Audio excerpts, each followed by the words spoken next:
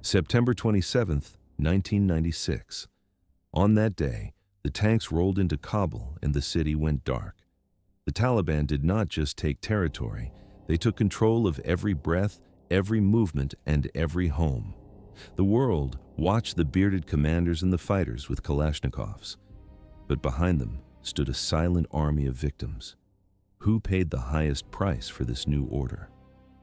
It seemed to be the soldiers of the opposition, but the true targets were the women inside the houses. They lived in the shadows, bound to men who ruled through absolute fear. They fought private wars within four walls.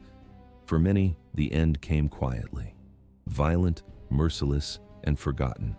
The movement was born in the religious schools of Pakistan. It was forged in the fires of civil war. The commanders promised peace, but peace came at the cost of total submission. The Ministry for the Promotion of Virtue and Prevention of Vice took charge of the streets. They did not just enforce laws, they hunted.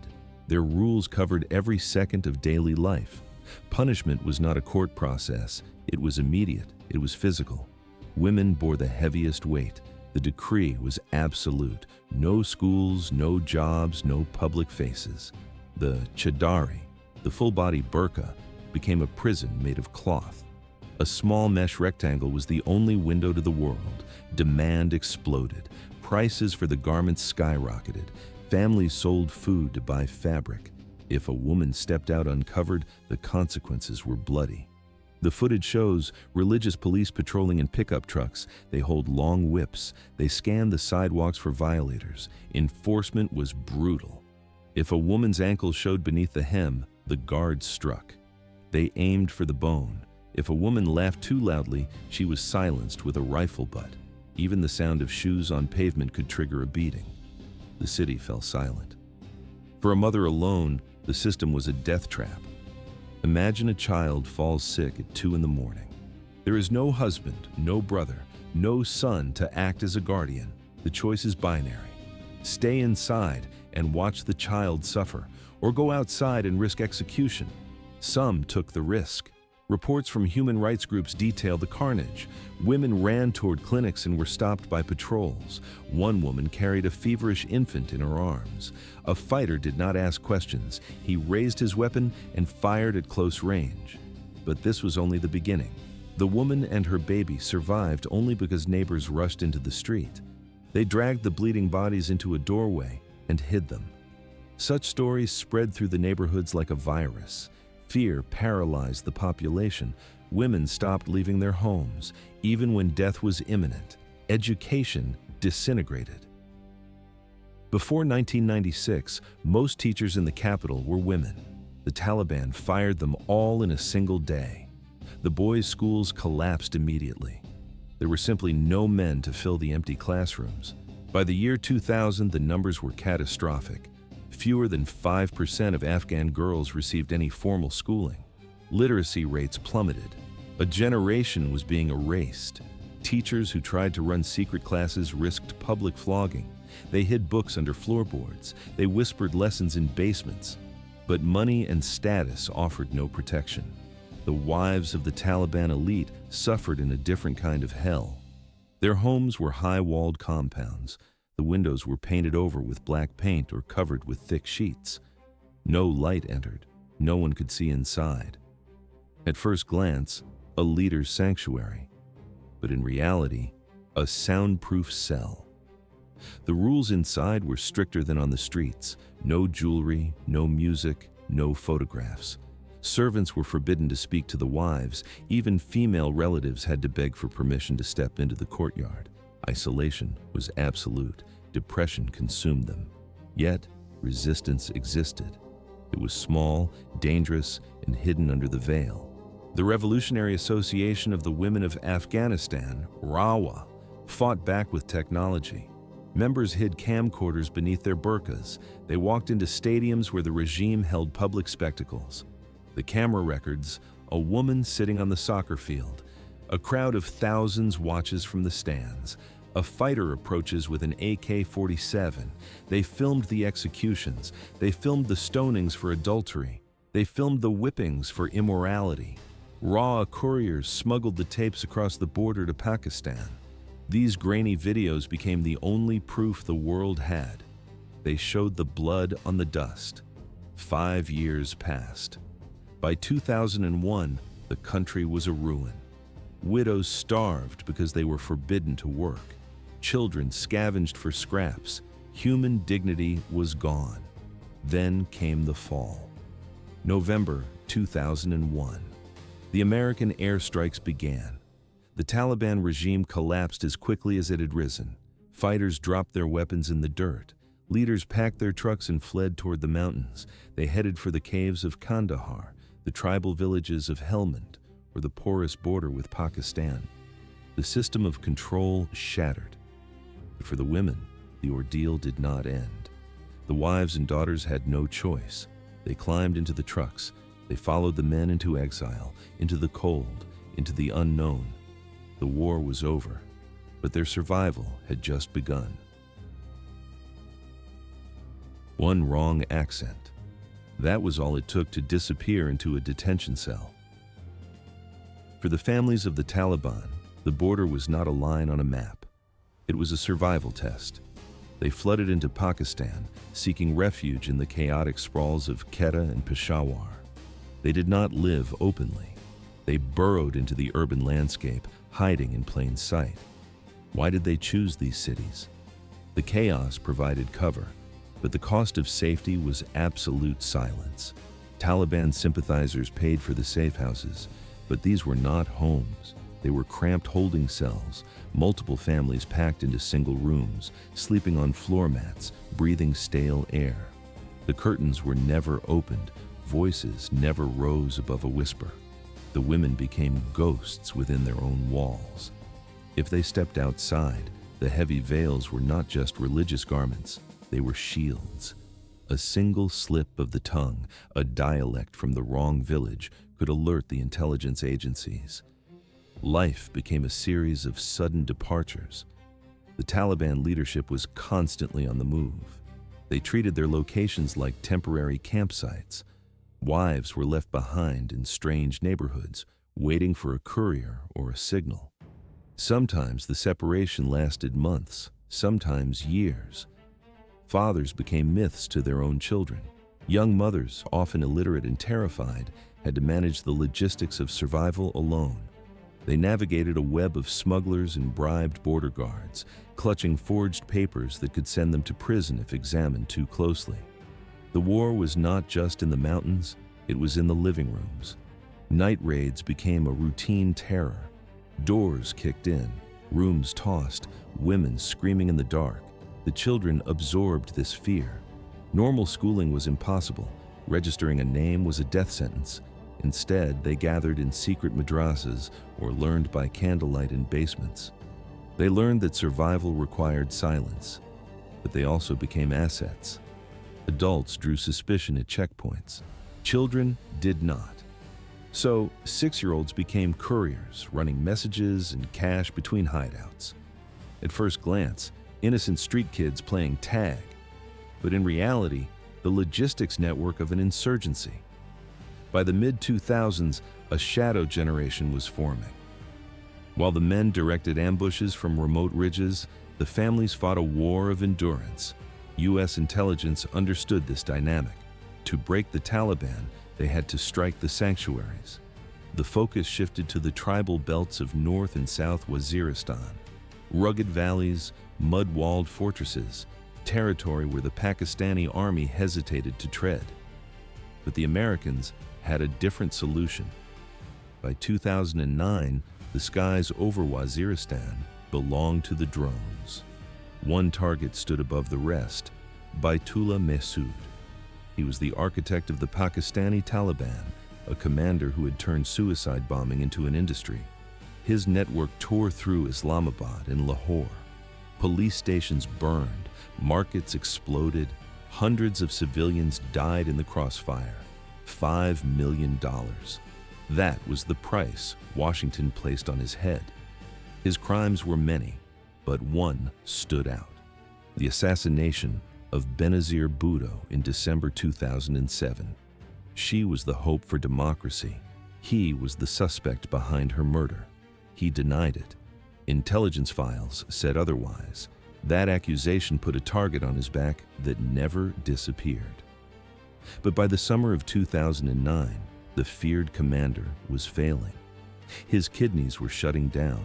Diabetes was weakening his frame. He retreated to his father-in-law's compound in the village of Zangra, South Waziristan, seeking rest. He could barely walk. An IV drip was often by his side. His young wife stayed close, nursing the dying warlord. August 5th, 2009. The sky was clear. High above Zangra, the hum of a predator was inaudible from the ground. 7,000 miles away, in a dark room in Nevada, pilots watched a grainy monochrome screen. They saw the heat signature. They saw the figure on the roof. The footage shows a man lying down, a figure attending to him. The command was given. The button was pressed. 2 Hellfire missiles dropped from the wings. They traveled faster than the speed of sound. The impact was surgical. The first missile obliterated the room. The second collapsed the structure entirely, turning the mud brick walls into a tomb. The roof disintegrated. Baitullah Mehsud died instantly, crushed by the debris. He never saw it coming. Beside him, his wife was killed just as quickly. There was no escape. Her name never appeared in the official press releases. In the strict code of the tribal areas, her identity remained a private matter. She became a statistic without a face. Yet, her death marked a shift. She was the first confirmed wife of a Taliban leader to die in a drone strike. Washington celebrated the elimination of a terrorist mastermind. The network had lost its head. But for the families hiding in the dark, the message was clear. Nowhere was safe. 2016.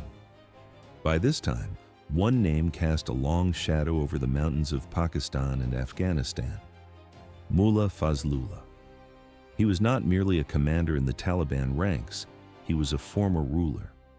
Between 2007 and 2009, he held the Swat Valley in an iron grip. He didn't just govern, he terrorized. The footage from that era shows empty streets and shuttered shops. He banned music. He forced men to grow heavy beards. He burned video archives in the streets. But his most infamous decree targeted children. He padlocked the doors of girls' schools. Night after night, his voice crackled over the airwaves. This earned him a nickname, Mullah Radio.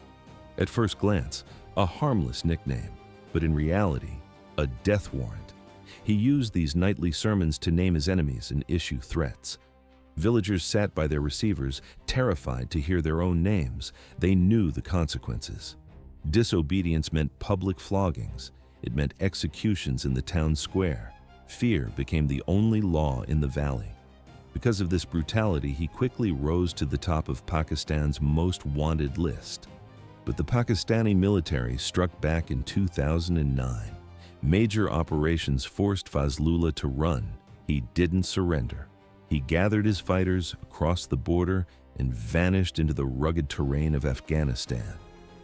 From these new hideouts, he orchestrated a campaign of blood. Bombings rocked the cities. Security forces came under fire. Then came the attack that shocked the world. In 2012, his gunmen targeted a schoolgirl, Malala Yousafzai. By 2013, his ruthlessness was rewarded. He was officially named the supreme leader of the Tehrik-e-Taliban Pakistan. He was now one of the most dangerous men in the region. Washington and Islamabad marked him as a priority target. Millions of dollars poured into the manhunt. Drones circled the tribal skies day and night. Missiles struck safe houses in eastern Afghanistan. Smoke rose from the rubble time and time again. Reports of his death surfaced almost annually. Yet, he always re-emerged. He seemed like a ghost who could walk through airstrikes unscathed. Then came a specific strike in 2016. This time, the reports focused on his family. Local media outlets broke the news. Fazlullah's wife was inside the compound when the bombs fell. Initial assessments were blunt. She was dead, killed alongside other relatives. Pakistani newspapers printed the headlines.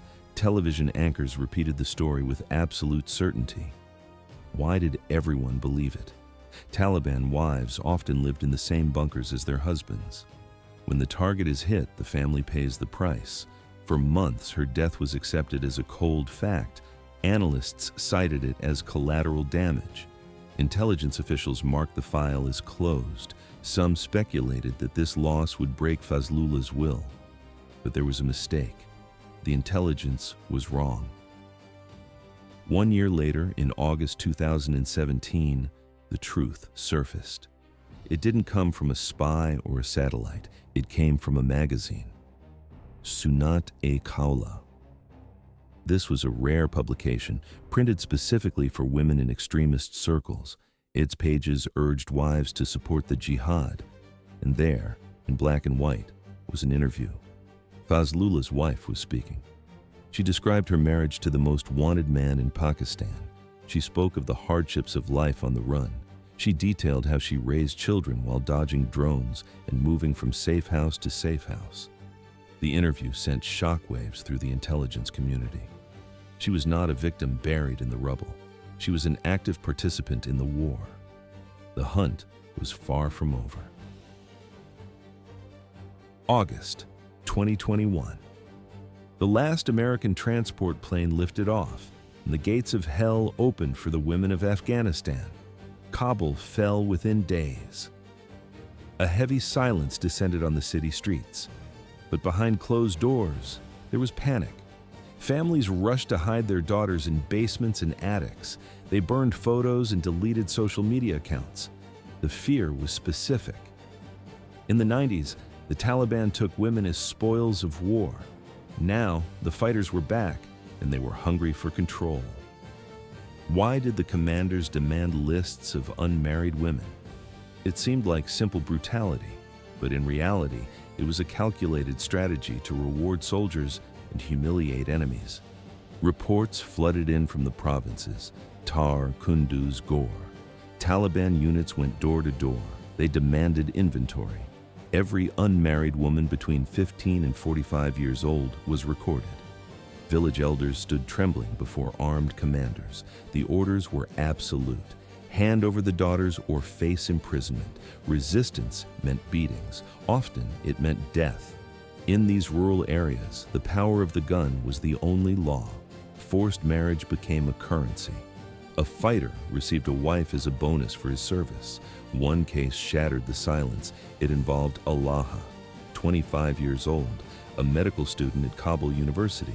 She had plans, textbooks, and a future, but she also had a dangerous lineage. She was the daughter of General Abdur Rahman Rahmani. He was a high-ranking officer in the Afghan Air Force and a known ally of the U.S. military. To the new regime, she was not just a woman. She was a trophy. Breaking her meant breaking the spirit of the old government. January 2022, Taliban intelligence agents intercepted her. They didn't just arrest her, they abducted her. She was transported to the home of Khairi Saeed Kosti. He was a former spokesman for the Interior Ministry, a man with absolute authority. Elaha was forced into a marriage she never agreed to. She was cut off from her parents. Her phone was taken. Her freedom evaporated. At first glance, she was the wife of a high official, but in reality, she was a prisoner of war in a private cell. She lived in a state of constant terror. Her medical studies were replaced by domestic servitude and abuse. But Elaha possessed a rare courage. She decided to risk everything. August 2022, 7 months into her captivity, she gained access to a smartphone. The footage shows a young woman crying. Visible on screen are dark bruises around her eyes. She pulls back her clothes to reveal fresh scars on her body. The audio is clear. She names her abuser. She describes the beatings. This was a suicide mission. In the Taliban's emirate, a woman's voice is supposed to be silent. To accuse a commander publicly is a death sentence, but she posted it anyway. The video exploded. Within hours, it jumped from WhatsApp groups to Twitter and Facebook. Activists in London and New York shared it. Journalists verified it. For a moment, the world looked at the face of Elaha and saw the truth of the new regime. But there was no happy ending yet. Events accelerated. September 2022. The intelligence network tracked the signal. Agents stormed her hiding spot. The sounds of shouting and breaking furniture filled the room. They dragged her out. This time, she didn't go to a house. She went to the black sites. These are not normal prisons. There are no logs, no lawyers, and no visitation days. They are concrete boxes run by the Intelligence Directorate. They are places designed to erase people. Elaha's family knocked on every door. Officials shrugged. They denied she was in custody. She had simply vanished. But inside the compound, the nightmare was real. From November 2022 to April 2023, 156 days. The guards did not hold back. They used rifle butts to strike her. They withheld food and water until she passed out from dehydration. The interrogation room was worse. They tied her to a metal chair. They attached wires to her skin. The electric shocks convulsed her body. They demanded a confession. They wanted her to admit she was a foreign spy working for Western agencies. It was a lie, but they tortured her to hear it. Her body began to fail. She lost mass rapidly. Her ribs showed through her skin. Her mind teetered on the edge of collapse. Every time the heavy metal door opened, she expected execution. Other women in neighboring cells whispered their stories. Some had criticized a checkpoint guard. Some had dressed incorrectly. Many of them disappeared in the night, never to be seen again. But Elaha refused to break. April 2023. A window of opportunity opened. The details are missing from the record. Revealing them would endanger the brave souls who helped her. But somehow, she slipped the net. She bypassed the guards, navigated the checkpoints, and vanished from the Taliban's radar. It was a statistical miracle. She emerged from the shadows, broken but alive. She spoke again. She detailed the electric shocks and the cold floors. Her survival gave the world proof of the systematic torture happening in Kabul's basements. Most women in her position remain silent shadows. They are buried under threats or literally buried in unmarked graves. Elaha's story is the exception that proves the rule. The regime tried to crush her. They failed.